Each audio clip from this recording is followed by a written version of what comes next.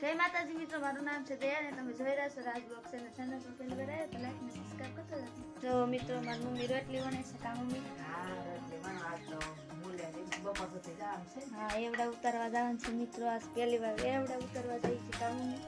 ત્યારે આપણે તો ઉતારા નહીં આવે જેમ ખાઈએ.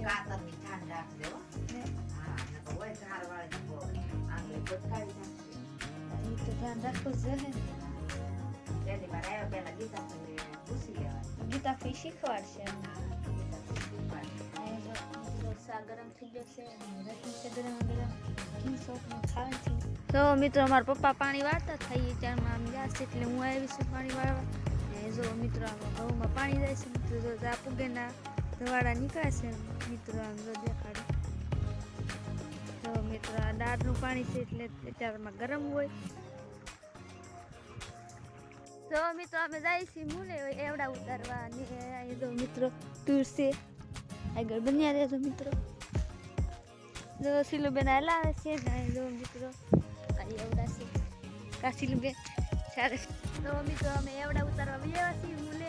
કાશીલુબેન સિલુબેન જો ઉતારે છે મિત્રો. પેલા વેલા આવ્યા છે મિત્રો. તો 10 વાગી ગયા છે ને હવે જાય છે ચા પીવા. કા આરતીબેન ના આરતીબેન જાય છે પહેલા તો એવડામાં. જો મિત્રો, આ એવડા છે. એવડા મોટા થઈ ગયા છે. આજ મૂલે આવ્યા છે ને સિલુબેન ને ગીતા ફૂઈ ને આરતીબેન ને બધા જાય છે ચા પીવા. કા આરતીબેન? એવડા છે મિત્રો. આમાં પાકલ ઉતારવાની. આ પાકી ગયેલી કે જો મિત્રો ખાટા કાતરા કરે ભાડાનો એને ગોળે કરે. આમ જો મિત્રો ખાટા કાતરા તોડે છે.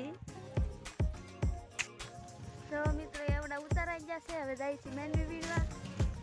આ તો સિલુબેન ની જો હામે ખાટી કાતરી ના જાય છે. મારે એવડા ઉતારાઈ ગયા છે ને હવે જાય છે મેનવી વીણવા. જો આરતીબેન તો મેટું ખાઈ છે. કા આરતીબેન ને જો મિત્રો, અમે મુલેથી બી આવ્યા છીએ મિત્રો. જો સિલુબેન એલા આવે છે.